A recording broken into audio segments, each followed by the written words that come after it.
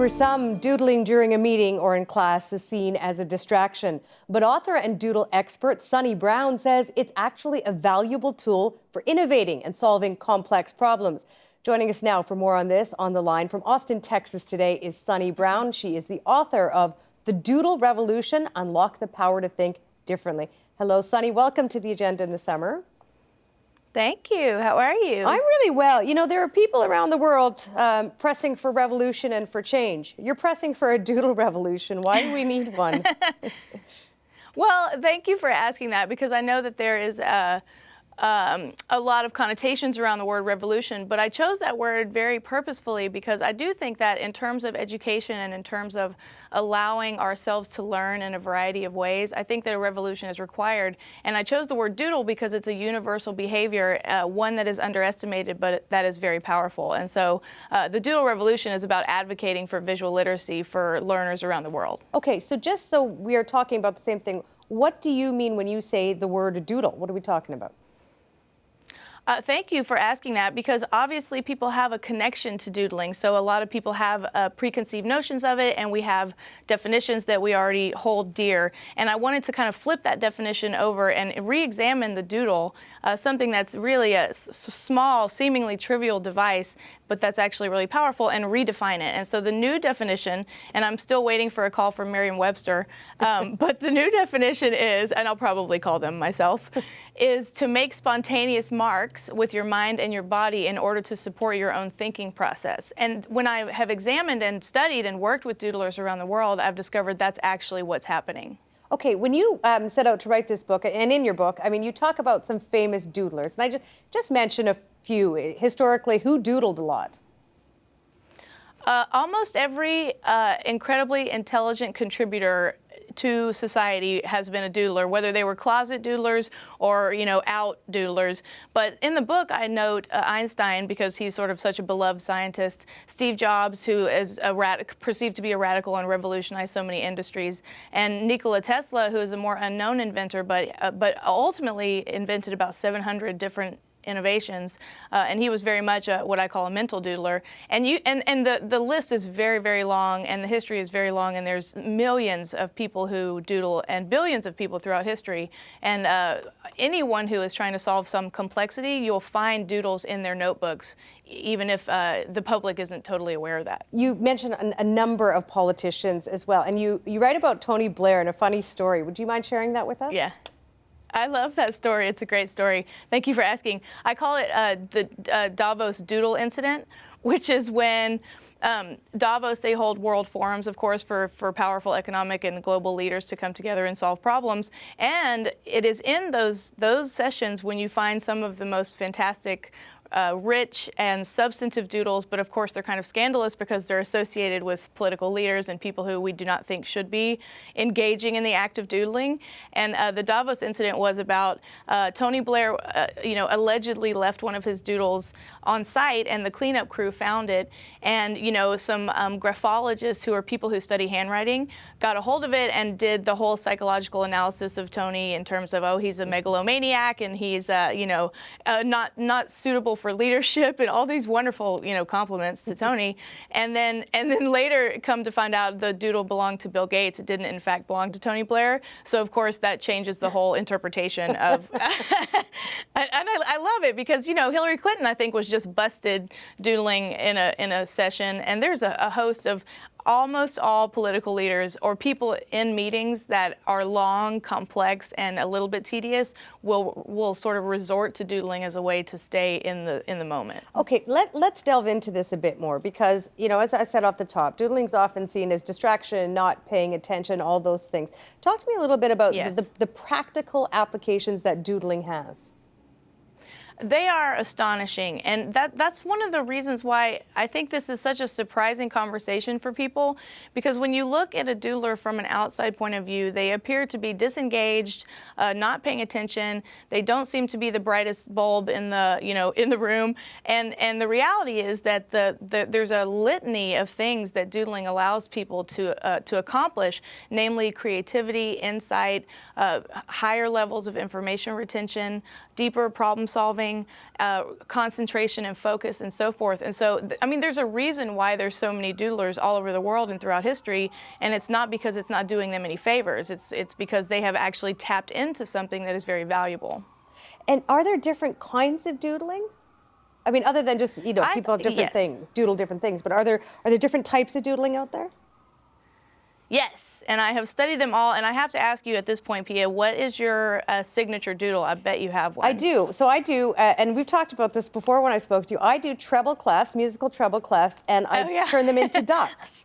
So I do a lot of those, and then I'm not a very prolific doodler, and I do ducks, and I don't know why.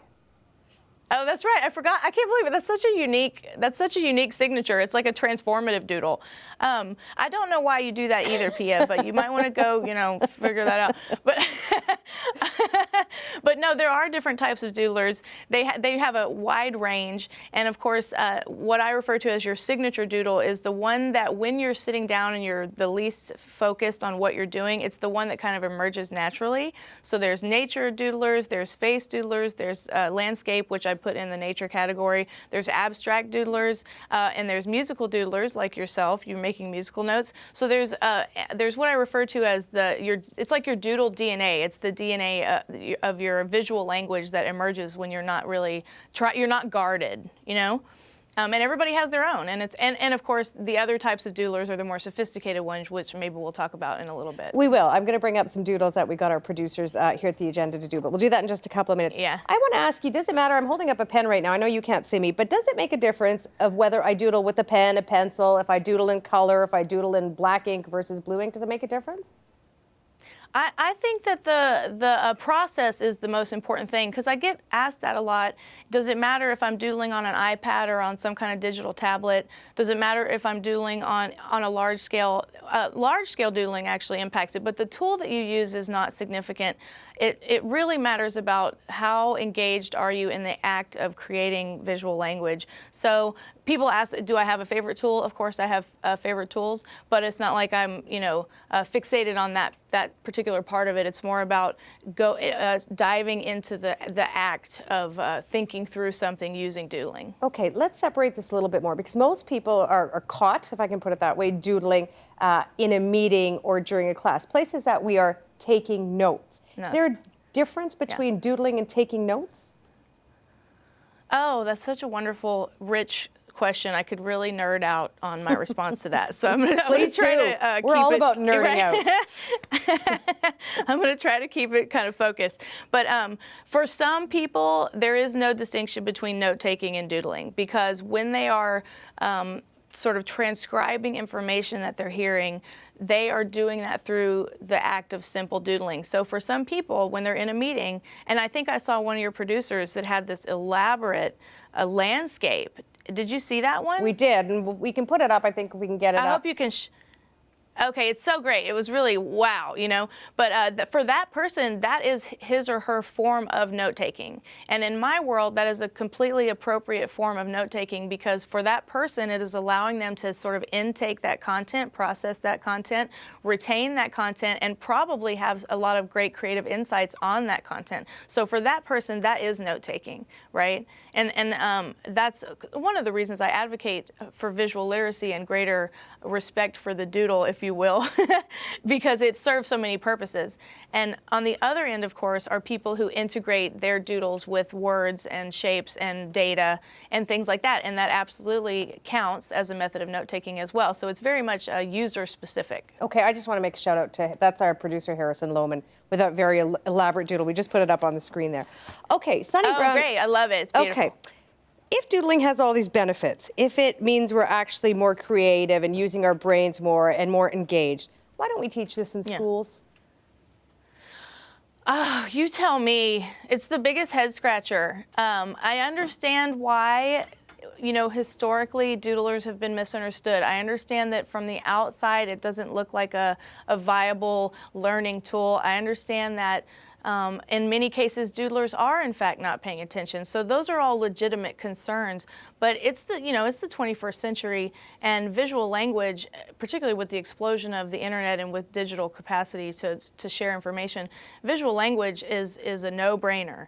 And it obviously has such profound impacts on all people, not just like visual thinkers or artist types. It's a very powerful tool for the human brain and the way that we process data. So I think there's just a lot of misinformation, a lot of misconceptions, a lot of misunderstandings, and also a lack of awareness of how to apply doodling inside of certain settings. Okay. So there's just a huge opportunity, you know. And do kids doodle? I mean, I think often when kids are doodling, we call it drawing. Like, at what age would we start doodling?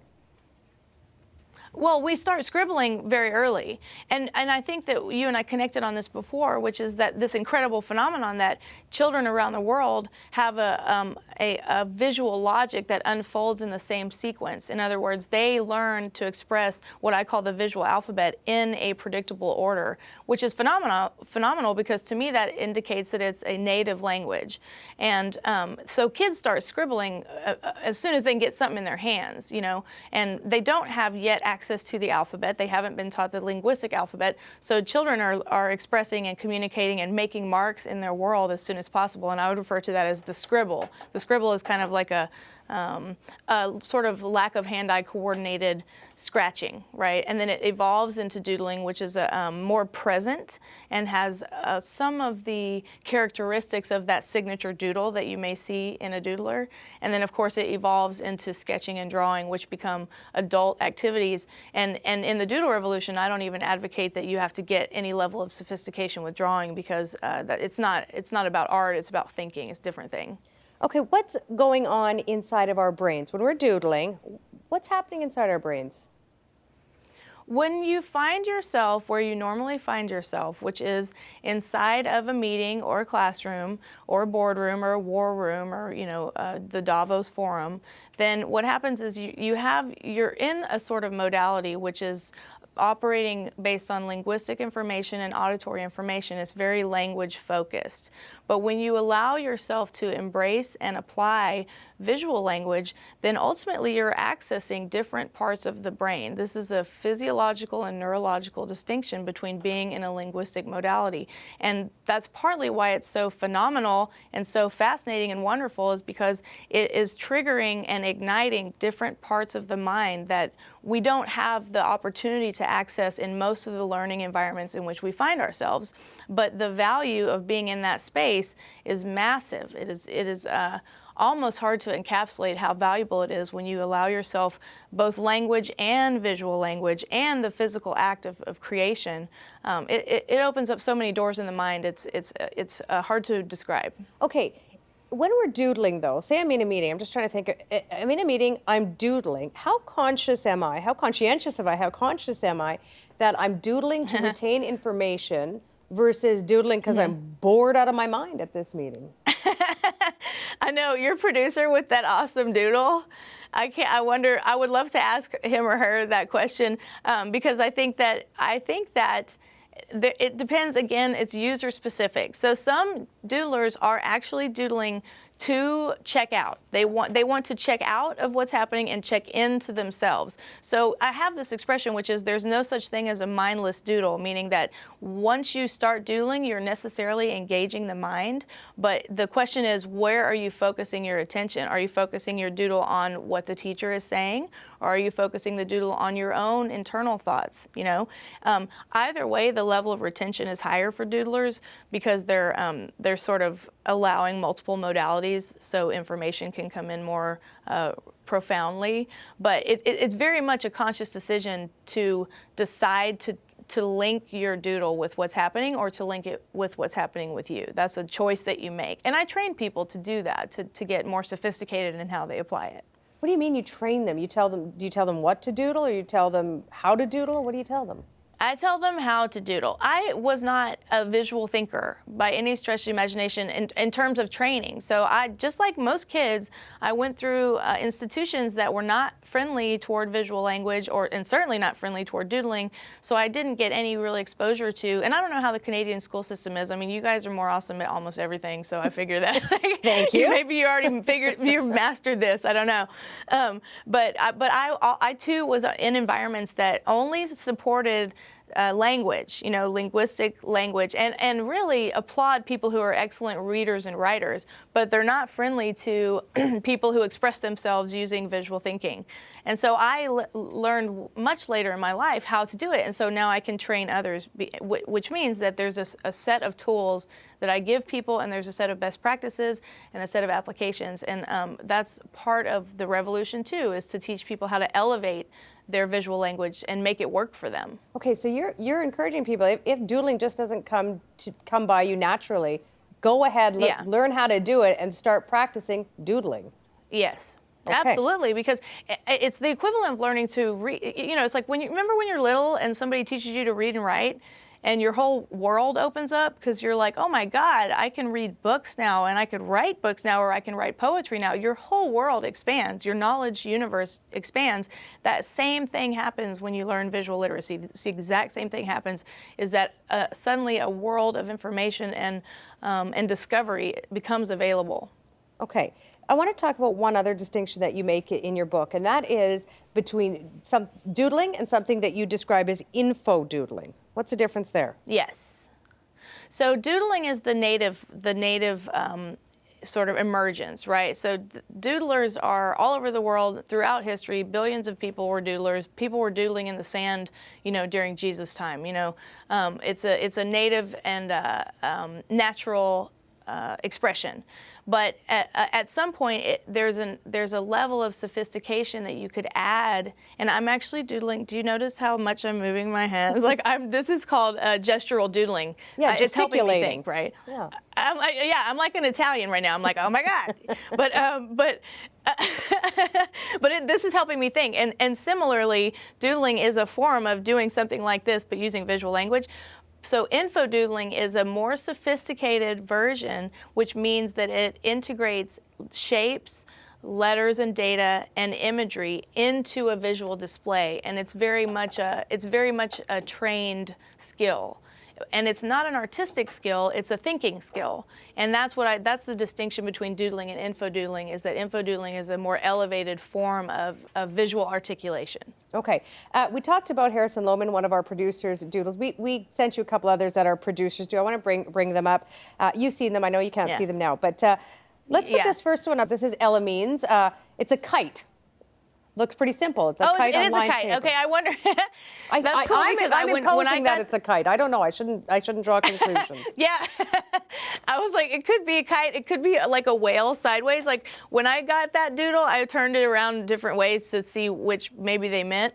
But to me, it looked like somebody got interrupted and they had to leave, because they were like they created just one small it's almost like she was about to go into other parts of that work, and then somebody was like, "Oh, you got to interview somebody." It seemed like somebody stopped her. Okay, but is it a kite? Can you find out? I don't know. I'll find out. I'll let you know. I'm not sure. I want to bring up another one of Ella Means. Here's another one of his. This one's a little more. I'm not even going to describe it. It looks like England and Wales on one side of the page, and maybe some kind of animal. It's another one with kind of 4 or 5 separate drawings on it. Oh, okay. I remember this one. And an adult did that one? Yeah, same guy who did the kite. Kite in quotes, I should say. So this guy, see, like sometimes people send me doodles trying to get me to say things about them, like they're trying to trick me. But this one, he's an abstract doodler. I mean, it's really obvious. If this is his signature doodle, these are, unless these are sort of hieroglyphic type expressions, but it appears to be someone who is an abstract doodler and who probably doesn't necessarily doodle that often. I'm not sure. I mean, is that wrong? I'm just saying, like, the looseness of the lines is more organic. The one, I don't know if you've shown this, if it really elaborate one, but the looseness of the lines here suggests either that there's like a relaxation going on, or it's just that he's not a regular doodler, maybe. I don't know if he's a regular doodler, but we just got in touch with him. That was a kite, just so you know. That was a kite that he was doodling. Okay. Thanks for confirming. I was going to lose sleep over that one. One more. This is by Kara Stern, another producer in our office. This is the one with a face. I mean, it looks like a portrait and a bunch of eyes as well. Oh yeah, I remember this one. So this one would be in the category of facial doodlers, people who do people in faces. And Ronald Reagan, was a noted facial doodler, as was LBJ, one of our presidents. But there are, for some reason, the eye and the face is very intriguing to a lot of doodlers. It's not uncommon. There was a period of time in my life when I doodled eyes quite a bit too, but or drew them, however you want to refer to that one. But I can't tell you what it means about the person, like if they love the eyes or the window to the soul or whatever. But I can tell you that that is a common icon that doodlers around the world find stimulating and worth doodling. All right, you've made the case for doodling and its benefits. There are people that are saying, not a doodler, not going to. I mean, how do you sort of teach people to overcome their aversion to doodling? Yes, and I understand it, because I was also a skeptic. And so I can understand the point of view of someone who's like, this is not valuable. But to them, I would say, is it valuable to know how to read? Is it valuable to know how to write? Because it is in the same landscape, which is that ultimately the whole goal is to elevate your ability to think through a problem, to creatively solve a problem, to understand a problem. And that's what reading and writing and language allows us to do. It allows us to express, communicate, understand, learn. The same thing happens in the world of infodoodling and in the world of visual language. So the question that I would ask someone to ask themselves is, how much do I care about my own ability to learn and understand? Because that's all it is. You're just giving yourself a huge tool for that purpose. And I know you go in and train, in some of the biggest corporations in America, the best schools and universities. You're really leading a global campaign for visual literacy. What fields do you see doodling having a major impact on? What industries? Yeah. Oh, any. This is a very difficult question for me to answer in terms of specificity, because it's like, literacy as a form of elevated thought is applicable to all industries and to all peoples, big and small, across socioeconomic barriers, across every silo you can imagine. And the same is true for visual language. And so there is no like, oh, technology, the tech industry is better suited for this, or engineers are more likely to embrace it, or designers. It's really about who has a problem, who needs to map that problem and share that information with other people, and who needs to understand how to see a problem in a different way. I mean, that's a universal value add. So I can only answer that question in that way. Okay, let me ask you this. We, decreasingly put pen to paper. Most of us are using keyboards to communicate. Yes. And take notes. I mean, does this mean that doodling may soon be an ancient art? No. No way. It's too instinctive for people. It's too satisfying for people. It's too rewarding for people. I don't think that doodling will ever be, what's the word, obsolete. But I do, I do not recommend taking notes on your laptop. And thankfully, recently a study just came out talking about how the comprehension and retention of people who take notes on laptops is significantly lower. And any doodler knows why that would be the case. Or not why, but they know that. But that's because when you're able to just type and someone's listening, then you don't have to be present. You don't have to distill content. You don't have to start to sift it or synthesize it. You just literally are tapping along, and you're not really engaged. And so, if you're in a situation where you have to, your job, if you're like a transcriber, if you're a court reporter, then yes, by all means, type everything they say down. But if you're a normal human whose responsibility is to understand, then you're going to be much better suited taking notes by hand, visual notes, or even standard notes, which is saying a lot about laptop utility. We just have about a minute left, Sunny, and I want to ask you this, because people are going to watch this show this evening, and tomorrow go into the office and say, hey, boss lady, I'm a doodler, and you've been, scolding me for years about doodling, and I watched the agenda last night, and they said, so what do you say to people who still see doodling as unprofessional? What's the argument to make? Oh man, well, tell them talk to me because I'll tell him a lot of great stories. But here's what I would say, that visual literacy in the future, and hopefully not the very distant future, is going to be a fundamental skill. The complexity of the nature of what we're dealing with in terms of the problems that we're solving and the interconnectedness of what we're looking at is not going to fade. And so at some point, it'll be a requirement. In my opinion, visual literacy will be a standard fundamental skill, just like learning how to read or write. And so the question is, do you want to be ahead of the curve? Do you want to be behind the curve? And do you want to support your employees who think differently and who need visual language to understand? It's really a no-brainer. It's all benefit and no cost. It makes no sense to deny it anymore. Sunni Brown, thank you for your time. Appreciate this lovely conversation. Thank you very much. Absolutely, my pleasure. Bye-bye. Support Ontario's public television. Donate at tvo.org.